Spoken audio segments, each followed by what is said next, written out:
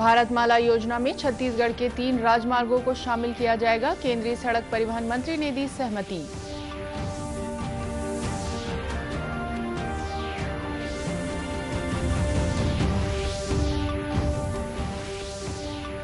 बिलासपुर और दिल्ली के बीच जल्द शुरू होगी हवाई सेवा। केंद्रीय विमानन मंत्री हरदीप सिंह पुरी ने की घोषणा।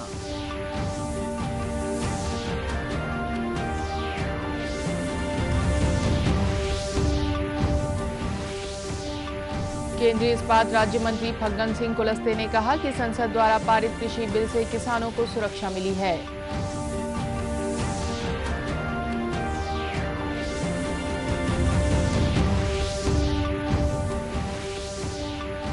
और छत्तीसगढ़ सशस्त्र बल के अच्छा कार्य करने वाले कंपनी और प्लाटून कमांडर को किया जाएगा सम्मानित। सेनानी सम्मेलन में डीजीपी ने दी जानकारी।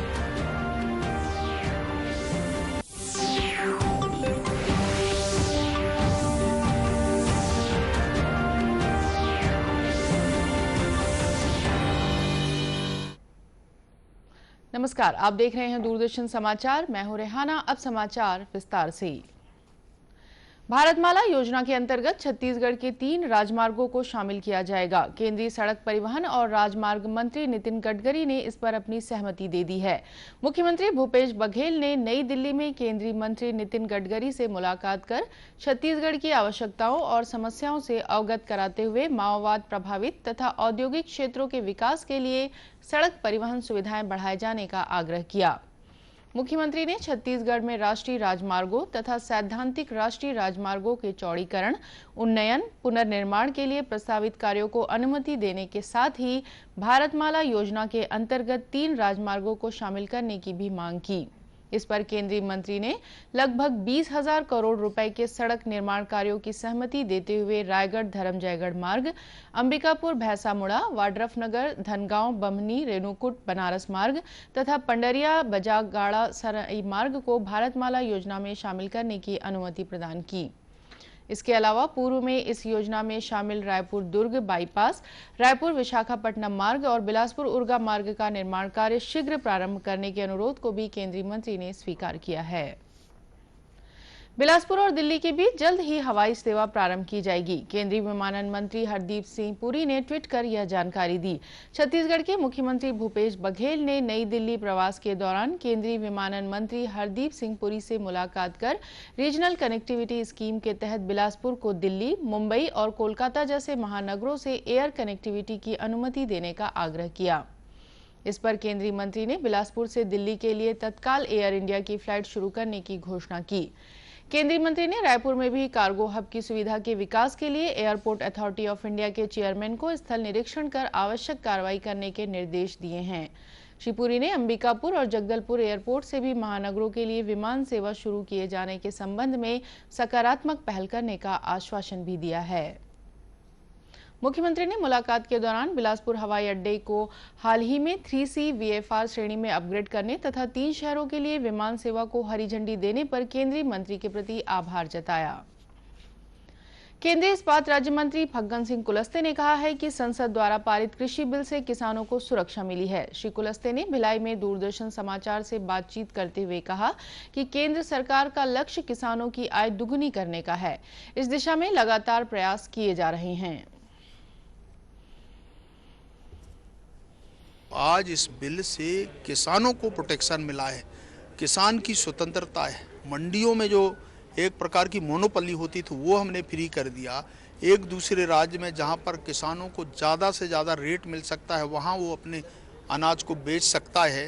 इस प्रकार की सुविधाएं किसान को हमने कुल मिलाकर के प्रोटेक्शन दिया है और इसमें कहीं किसी प्रकार का विषय नहीं। हमारा जो लक्ष्य है कि किसान की आय बढ़े और इसीलिए हम किसान की आय 2 गुना करने का ये जो टारगेट हमने रखा है और इसमें कई तरह के प्रयास हमने किया है, उसका एक उदाहरण ये आपने देखा होगा।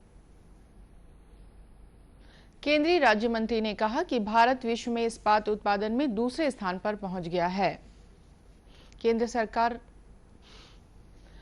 सरकार ने देश में 300 मिलियन टन इस्पात उत्पादन का लक्ष्य रखा है। इसे ध्यान में रखते हुए भिलाई इस्पात संयंत्र का 7 मिलियन टन विस्तार किया गया है। उन्होंने कहा कि कोरोना काल में भी इस्पात संयंत्र बंद नहीं हुए और उत्पादन में बढ़ोतरी हुई है। कि सारे दुनिया के उद्योग धंधे बंद हो गए, रास्ता बंद हो गए, जहाज बंद हो गए, ट्रेन बंद हो गए, परंतु इस्पात के क्षेत्र में ये उद्योग बंद नहीं हुए। घाटा हमको हुआ, परंतु अभी इसके बाद आज इस्पात क्षेत्र में काफ़ी बढ़ोतरी हो रही। आज हम जहाँ भी जिस प्लांट के अंदर देखेंगे तो हमने उत्पादन में बढ़ोतरी किया है और प्रॉफिट में जा रहे हैं हम। एक बहुत बड़ी उपलब्धि है इस इस्पात क्षेत्र की, ये एक विशेषता बनी है इसमें। केंद्रीय राज्य मंत्री ने भिलाई इस्पात संयंत्र के पावर और ब्लोइंग स्टेशन 1 के बॉयलर क्रमांक 7 का लोकार्पण किया और संयंत्र के प्रथम ब्लास्ट फर्नेस के 62वें वर्षगांठ समारोह में शामिल हुए।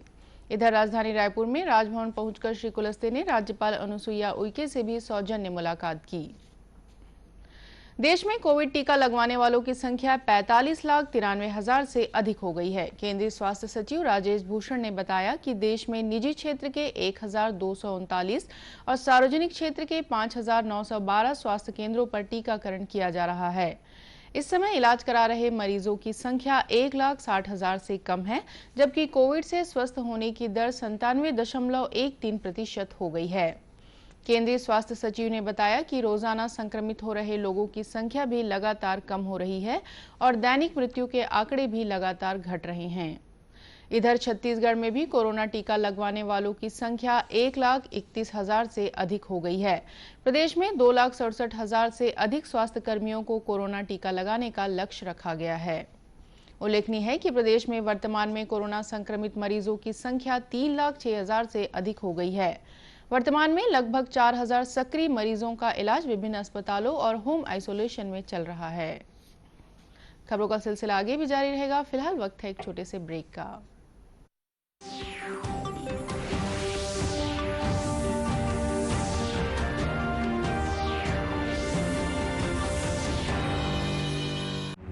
वैश्विक महामारी कोविड-19 जिसका कहर संपूर्ण मानव जाति को अपनी आगोश में ले चुका है।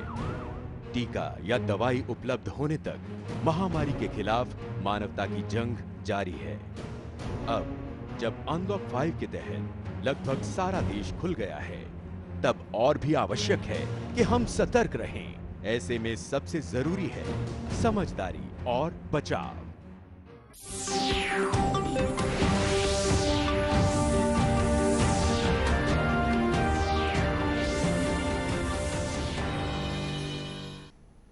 ब्रेक के बाद एक बार फिर स्वागत है आपका दूरदर्शन समाचार में। छत्तीसगढ़ सशस्त्र बल सेनानी सम्मेलन का आयोजन नया रायपुर अटल नगर स्थित पुलिस मुख्यालय में किया गया। इस अवसर पर पुलिस महानिदेशक डीएम अवस्थी ने कहा कि छत्तीसगढ़ सशस्त्र बल का प्रत्येक जवान और सेनानी बहुत ही बहादुरी से कार्य कर रहे हैं। विपरीत परिस्थितियों से दूर रहते हुए जवान साहस के साथ डटे हुए हैं। सभी बटालियन के सेनानी अभिनव कार्य भी कर रहे हैं, जिससे जवानों में कार्य के प्रति उत्साह बना रहता है। सम्मेलन में सभी बटालियन के सेनानी शामिल हुए और उन्होंने अपनी मांगें रखी। डीजीपी ने सेनानियों को उनकी मांगों को पूरा करने का भरोसा दिलाया और कहा कि छत्तीसगढ़ पुलिस जवानों को सभी बुनियादी सुविधाएं उपलब्ध कराएगी। डीजीपी ने कहा कि सभी कमांडेंट अपनी कंपनी में अच्छा कार्य करने वाले कंपनी और प्लाटून कमांडर के नाम भेजें। उन्हें रायपुर बुलाकर सम्मानित किया जाएगा। श्री अवस्थी ने कहा कि शराब की लत में फंस चुके जवानों के जीवन और परिवार को बचाने के लिए रायपुर में विशेष कैंप लगाए जाएंगे, जहां विशेषज्ञों द्वारा उनकी नशे की आदत को छुड़ाने का प्रयास किया जाएगा। वहीं डीजीपी ने समाधान कार्यक्रम में कोरबा जिले के पसान थाना के प्रभारी अभय सिंह की शिकायत मिलने पर उन्हें तत्काल प्रभाव से निलंबित कर दिया है। पसान थाना क्षेत्र के एक व्यक्ति ने समाधान कार्यक्रम के व्हाट्सएप नंबर पर शिकायत की थी कि दहेज प्रताड़ना से उसकी बहन की मौत के 11 माह बाद भी पुलिस एफआईआर दर्ज नहीं कर रही है। इस पर डीजीपी ने कोरबा एएसपी से जानकारी ली और पसान थाना प्रभारी को निलंबित करने के आदेश जारी कर दिए। राजधानी रायपुर के महंत घासीदास संग्रहालय परिसर स्थित सभागार में छत्तीसगढ़ में राम मूर्त और अमूर्त स्वरूप विषय पर 3 दिवसीय राष्ट्रीय संगोष्ठी का आयोजन किया जा रहा है। 7 फरवरी तक आयोजित इस संगोष्ठी का आज उद्घाटन हुआ। संगोष्ठी में छत्तीसगढ़ सहित देश के विशेषज्ञ, पुरातत्वविद, इतिहासकार और साहित्यकार शामिल हो रहे हैं। श्री राम सांस्कृतिक शोध संस्थान न्यास के महामंत्री, प्रबंध न्यासी और शोधकर्ता डॉक्टर रामावतार शर्मा ने दूरदर्शन समाचार से चर्चा करते हुए कहा कि भगवान श्री राम मूर्त और अमूर्त रूप में सबसे अधिक समय तक छत्तीसगढ़ में रहे। श्री राम वन गमन पथ सांस्कृतिक धरोहर है। इसे पर्यटन की दृष्टि से विकसित किए जाने से प्रदेश को बड़ा लाभ होगा और रोजगार के अवसर भी पैदा होंगे।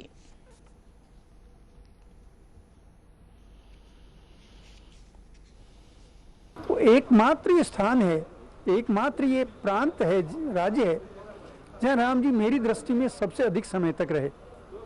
सबसे अधिक नदियों के किनारे राम जी यहाँ घूमे, सबसे अधिक ऋषि यहाँ थे, सबसे अधिक ऋषि मंडल यहाँ थे। और बहुत अच्छी बात यह है कि राम जी ने जिन वनवासी जातियों को संगठित किया, एकत्रित किया, उनको जीने का तरीका सिखाया, सबसे अधिक संख्या में और विभिन्नता में जितने छत्तीसगढ़ में है उतने कहीं भी नहीं है। यदि राम जी का ये स्वरूप ठीक से उभर कर आए तो एक और जहाँ राम जी की यात्रा जो हमारी सांस्कृतिक धरोहर है उसकी रक्षा होगी, वहीं छत्तीसगढ़ प्रांत को टूरिज्म की दृष्टि से बहुत बड़ा लाभ होने वाला है।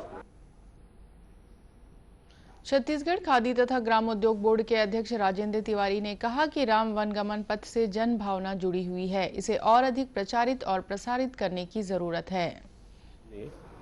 अपने वनवास के लगभग 10 से 12 वर्ष तक यहाँ बिताया था और संस्कृति विभाग का ये अभिनव प्रयास है कि वो राम वन पथ गमन को पूरी तरह से प्रचारित करें, प्रसारित करें और साथ में छत्तीसगढ़ के जनमानस की जो भावना है उसको प्रतिबिंबित करें। संगोष्ठी में विद्वानों के लेख पठन, श्री राम के वनवास यात्रा स्थलों पर केंद्रित छाया चित्र प्रदर्शनी और सांस्कृतिक प्रस्तुतियों के अंतर्गत रामनामी भजन तथा रामकथा के प्रसंग भी प्रस्तुत किए जाएंगे। प्रधानमंत्री स्वनिधि योजना के तहत सड़क किनारे छोटा मोटा व्यवसाय करने वालों को 10,000 रुपए तक का लोन आसान शर्तों पर मुहैया कराया जा रहा है। छत्तीसगढ़ में भी इस योजना के तहत अनेक हितग्राहियों को लाभ पहुंचाया जा रहा है। धमतरी जिले में शहरी पथ विक्रेता, सड़क किनारे पसरा, रेहड़ी या ठेला लगाकर व्यवसाय करने वाले लोगों को आसान शर्तों पर ऋण उपलब्ध कराया जा रहा है। हितग्राहियों का कहना है कि कोरोना काल में केंद्र सरकार की इस योजना के तहत लोन मिलने से उन्हें काफी राहत मिली है। शांतनु कुमार सोनवानी है और यहाँ धमतरी बस स्टैंड में मैं फल का दुकान लगाता हूँ और प्रधानमंत्री ये वेंडिंग योजना के तहत मेरे को 10,000 रुपये मिला है और ये अच्छी बात है कि प्रधानमंत्री ने मेरा परिस्थिति में कोरोना काल को देखते हुए एक अच्छा मतलब हमारे लिए योजना निकाला। और नगरपालिक निगम धमतरी में राष्ट्रीय शहरी आजीविका मिशन के मैनेजर विमल कुमार ने बताया कि जिले में इस योजना के तहत अब तक 619 हितग्राहियों को लोन बैंकों द्वारा स्वीकृत किया जा चुका है।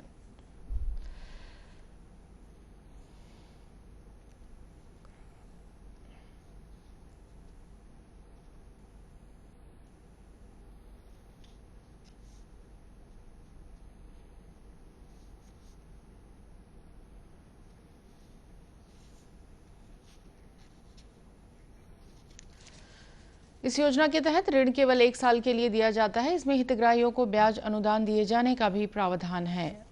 और अंत में मुख्य समाचार एक बार फिर।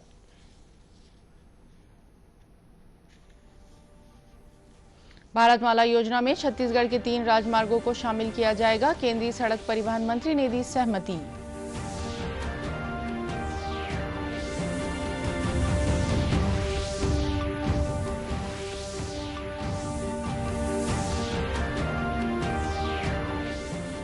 बिलासपुर और दिल्ली के बीच जल्द शुरू होगी हवाई सेवा। केंद्रीय विमानन मंत्री हरदीप सिंह पुरी ने की घोषणा।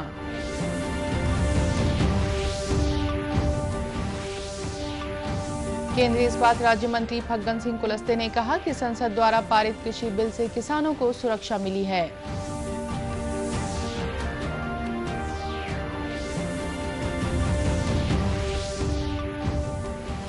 और छत्तीसगढ़ सशस्त्र बल के अच्छा कार्य करने वाले कंपनी और प्लाटून कमांडर को किया जाएगा सम्मानित। सेनानी सम्मेलन में डीजीपी ने दी जानकारी। कोरोना से बचाव के लिए मास्क, सैनिटाइजर के साथ ही सोशल डिस्टेंसिंग का भी पालन करें। कोरोना को हराना है, मास्क जरूर लगाना है। इसी के साथ ये समाचार बुलेटिन समाप्त हुआ। नमस्कार।